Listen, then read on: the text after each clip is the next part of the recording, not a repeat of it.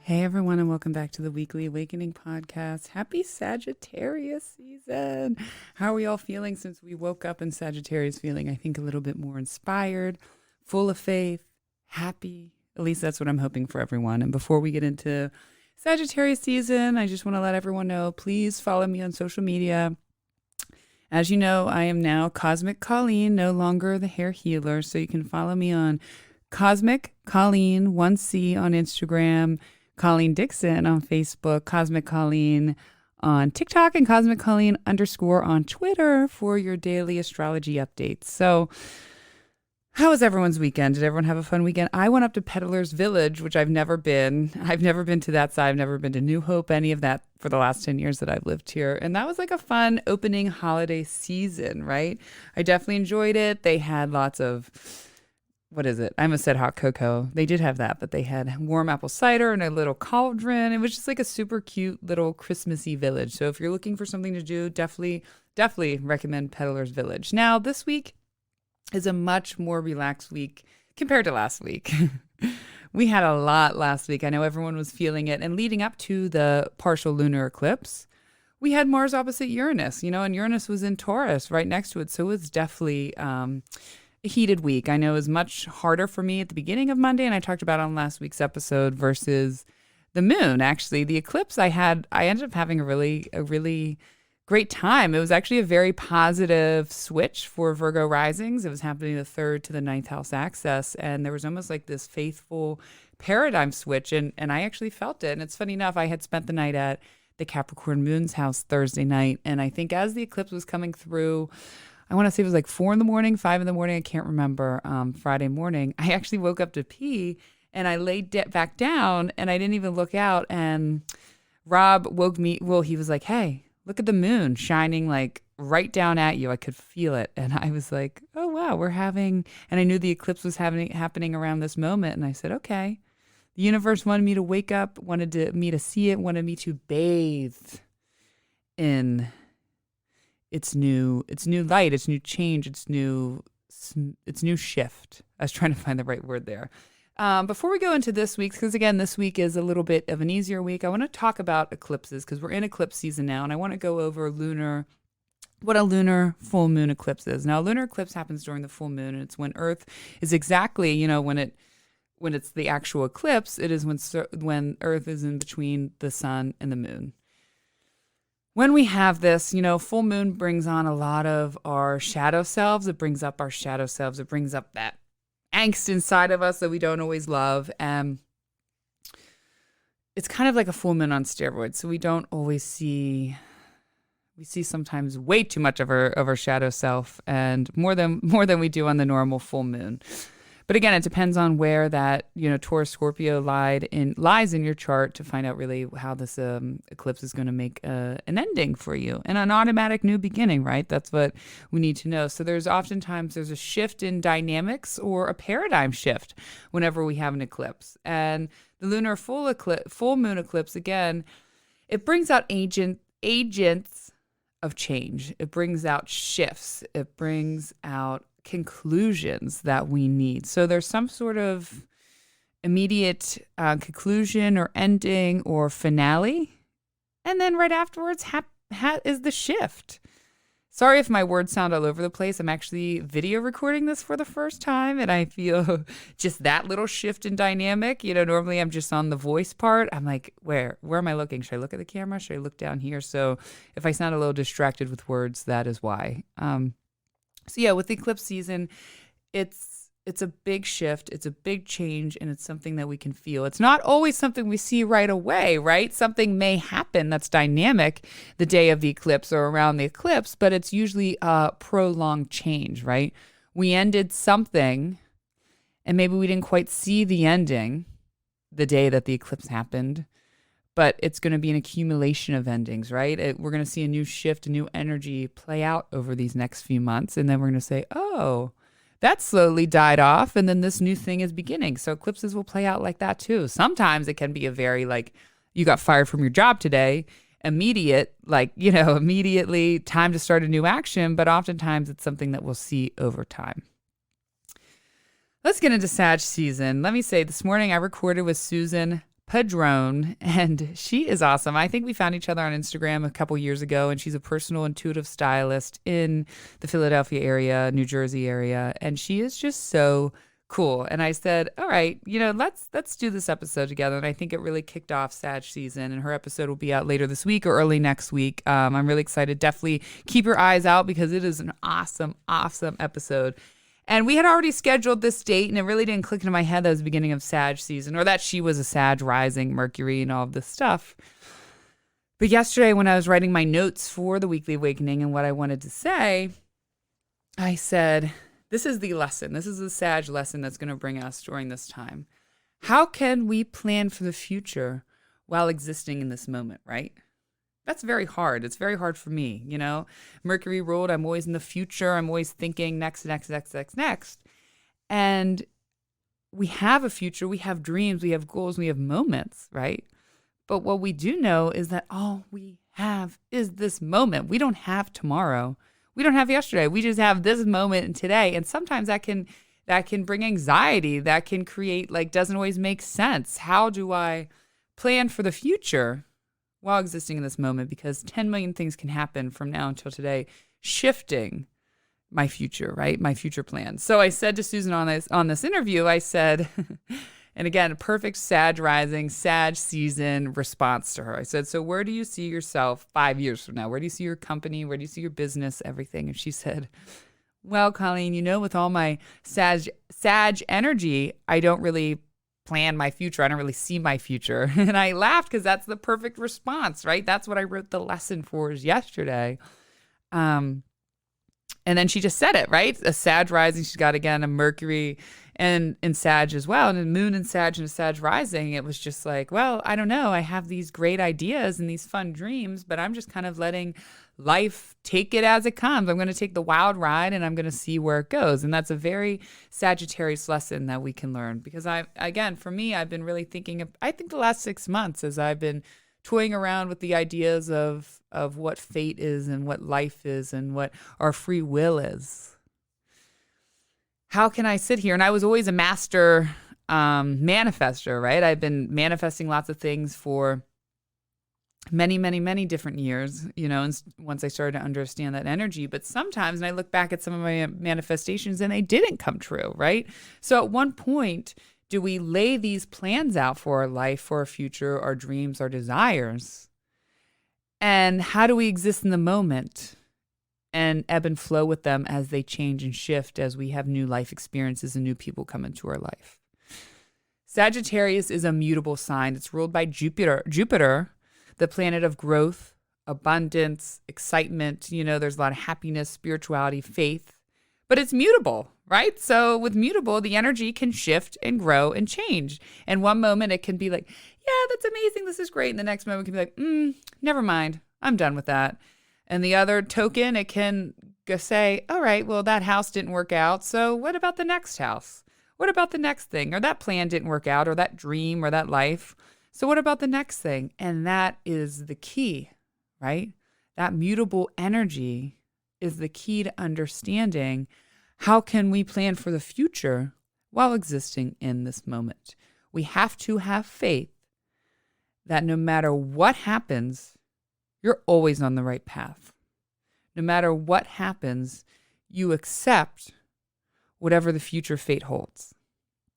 And we need to take that moment and we need to take it into the everyday life, right? Sagittarius is Jupiter has faith. It's the planet of faith, but it's the planet of detachment. It's the planet of being able to detach from outcomes and still having that faith. So focus, right? When you're focusing on your plans, your dreams, your desires for right now, Sagittarius season, or we're actually, we're getting to the end of the year. So oftentimes the new year's coming. So everyone is thinking about what they want to leave behind in the year prior. What do they want to change and shift and grow? Before each year, sometimes I do it, of course, on January 1st or within the first week of January. I write out a manifestation plan or a dream of where I would like my year to go. Sometimes it has, sometimes it hasn't. But when you're doing that, right, I highly suggest everyone to do that. Figure out what you want to take in and what you want to leave for next year. But what do you really want to create in this next coming year? Write that down and then repeat, I am okay. I am happy with all outcomes to my wishes. Something as simple as that, right? And sometimes we have to remind ourselves, especially if we have difficulty moving forward without that plan, you can still have faith. I can still have faith that this podcast will go the way I want it to. I can faith that my other media stuff will go to, only because that's a big thing I write. I oftentimes write out my career stuff. But I've also accepted however that fate looks, right? It may not exactly look how I had planned it, how I thought it was going to look like, but I know I will accept it and that it will look exactly the way that it's supposed to look. Again, I talk about this a lot on here, and as I've been finding myself, life is a funny dance between fate, divine destiny, and free will. I haven't quite figured it out, but I've gotten this far with vibing through that. So we must have faith that whatever we line up with, whatever we want to dream, whatever we want to create, we need to have the faith that will line up with our fate. And if our fate has a different plan, we have to accept that plan will be right for us as well. And that's something we can take out while the sun is in Sagittarius season. Sag obviously, coincides with long ago the party season, right? It's the end of a year. Sagittarius season did come first before all the other stuff, but it's funny how things had laid out, right? Christmas, the holidays, all this stuff happens during Sagittarius season. We almost party. We say goodbye to the end of the year. So again, a lot of Sag energy is very like, let's do this thing. Let's have fun. Let's go to this place. Let's just enjoy. Let's go live. And again, though, it's a mutable fire energy. So it's almost like the fire that's just flowing. That's almost at the end. I like to say it's like at the end of the burning log. You're seeing it. You have to poke it a little bit to bring it up. It's not an aggressive fire. It's sort of like, all right, I'm just flowing here. I'm just flowing, and whatever happens, if the wind comes and takes my fire this direction, or if it puts my fire out, I'll be okay. I'll figure it out. That's very Sag. So we have a lot happening in Sag season, but really focus on your dreams, on your future, on your plans for 2022, but detach from the outcome and be okay with whatever happens. I hope I explained that pretty well and got that across. Sorry, my mother just texted me and distracted me, mother. All right. We also have Mercury moving into Sag on Wednesday, November 24th. And I want to talk about that because Mercury is actually, it's a detriment in Sagittarius and in Pisces. Traditionally, Jupiter rules both Pisces and Sagittarius. Mercury's opposite. And at one point you say, how could this be opposite? It doesn't feel like it should be opposite. They're both pretty, they like to talk. They like to enjoy. Both Mercury and Jupiter have a way. They want to get the best out of life, right? But Mercury wants to get the best out of life through thinking, through understanding, through mental aspects. Sagittarius wants to get the best out of life through feeling, through faith, through understanding after the why, and more so, they don't always want to get so deep.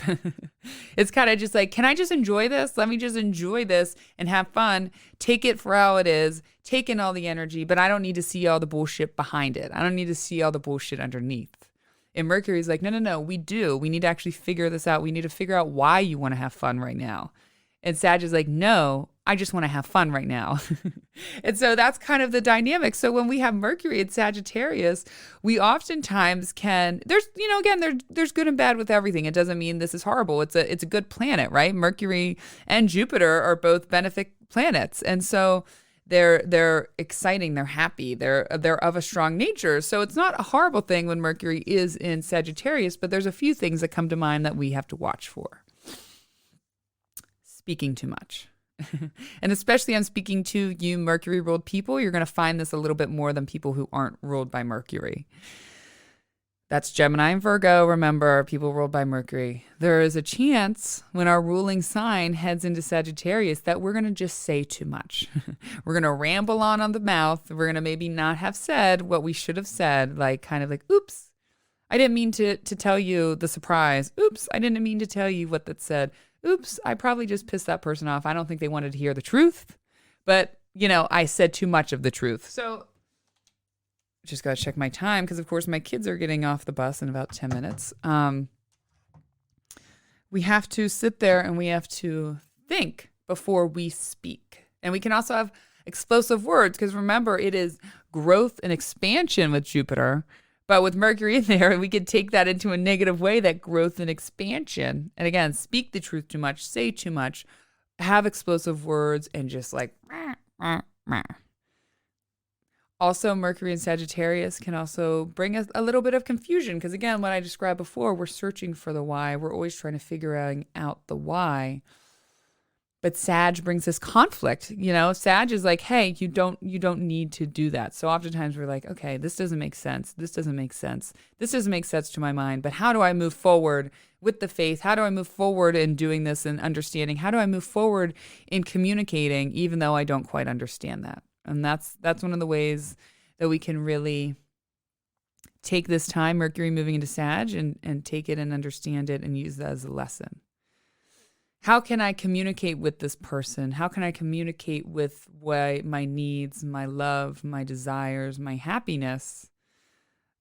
With also, how can I communicate that without having to get into so much thinking and detail and craziness? Why can't I just let something be how it is? Right? That's an important thing, I think, Mercury and Sagittarius. Sometimes, just like I said last week, sometimes shit just be that way. Same lesson. Sometimes shit just be this way, right? Sometimes this just happened and you're in this situation and you don't need to figure out why. You just have to believe that it happened. On the other hand, Mercury in this is going to give us a little bit more faith oftentimes, right? It's going to give us a little bit more faith speaking. We're going to be able to just understand and communicate and really try and say, hey, let me find some faith a little bit more, whether that be praying, whether that be, praying, communicating, meditating. How can I bring a more spirituality and more faith into my everyday thinking? That's going to be a big thing that we can focus on, because spirituality, hope, faith are all things our soul relies on. But if we're not doing the work in our mind, then we can't see it clearly. So how can we put the work in our mind so we can see the faith clearly, so we can see the abundance clearly, so we can see the joy clearly around us? So, again, it's the understanding that comes after the why. And that understanding usually comes from faith. And that, my friends, is the big Sag season lesson. Dun, dun, dun, dun, dun. Again, I feel like I always say this. Sorry if it sounded confused, but I was like, this whole episode, I wish I had a camera on me with the camera on me because I'm like looking down, looking up. Should I look left? Should I look right? Should I look down? And that's me. That's my Mercury. It's like, no, bitch, just do your thing. Just let your thing flow and don't think too much into it. Again, another Mercury and Sag lesson. Don't think too much into it. Just do your thing. Just do it and be happy. Whew. I hope everyone has a fun Thanksgiving. This Thanksgiving, what am I doing? Every year I go to my kid's father's parents. They're like my second parents, and we've been co-parenting now for 5 years, and we spent the last 5 Thanksgivings together. The last 10, I've known him for 10 years now, coming on the last 5. I'll go over to the Capricorn Moon's house for a little bit, take a little bit of time off, and of course work, because we're in the hair world. So us hairstylists, people in the beauty industry, it gets crazy. Everyone wants their hair done before the holidays. And it's funny, I can't tell you how many times I hear, getting my water, how many times I hear someone say, because people ask me, why is it so busy during this time, during the holidays? And at least once a day during the holidays, I'll hear someone say, oh, I just had to come in and get my roots or get my highlights done or get my hair cut, because when I see my mom, and usually they say mother, sometimes they'll say sister, grandmother, it's rarely ever a man. They'll say, when I see my mom, she'll make a comment, or she'll say, oh, you didn't get your roots done. Oh, you didn't get your hair done. Oh, blah, blah, blah, blah, blah. Well, it is a shame that we're always, a lot of people are still judge people by their looks or what they do or what they don't do. But at the same time, we can't change that, So fuck it. Fuck it. Go get your roots done. But if you also feel insecure, like someone might say something, your mother, someone might comment on your outfit or whatever, just say, well, that's nice, Mom. I'm happy that you don't control my life anymore. I couldn't think of a better ending to that, but you get the gist, right? So if someone's pressuring you to get your hair done, obviously hairstylists, we want to take care of your needs. Don't let it pressure you. If you're worried, if you like your hair the way it is, you don't want to cut, you like the grays, then don't worry about it if your mom's going to say something. She'll get over it. She's not, let go. That's what you can let go of during this time is let go of criticisms of other people. Let go of your mother's criticism. Again, I'm not trying to shit talk my mom. My mom is actually always, one thing she has done is always kind of just let me be me, whatever, has never critiqued my style in too many ways in that sort of way. But at the same time, if she does, or if someone does, I have become confident enough in my style, in myself, that I'm like, all right, well, go fuck yourself. I like what I like. Just a little side note there with that one. But anyways, I hope everyone has a wonderful, wonderful, wonderful Thanksgiving. Thank you all for supporting, for growing this podcast. Again, if you want to help me out, please just send this to someone. Email this podcast. Say, hey, I think you might like this podcast. Give it a try. Give it a lesson. See how it goes. I hope everyone has a fun Thanksgiving, spends a lot of time with family. I hope no one fights. No families fight. Everyone gets along, and it's full of faith and happiness. Remember that, because this Mercury moving into Sag is happening before Thanksgiving. So if you're going to a family function, avoid arguing, avoid politics, avoid any of those conversations that are, that are tricky, that maybe some people at the table don't agree with, because Mercury might make it a little bit explosive. So that's one thing we want to say. So just kind of avoid that over this Thanksgiving. Again, get ready for next week's episode later this week or next week with Susan. Check that out. That interview is going to be so, so, so good. She is so talented, has a book out. I mean, I can't get enough. So I'm really excited about that interview. And yeah, that's it. Again, a much easier week this week in astrology. I think we can take a break after last week's wild week. And I hope everyone has a wonderful Thanksgiving. Thank you all. Love you all. And goodbye.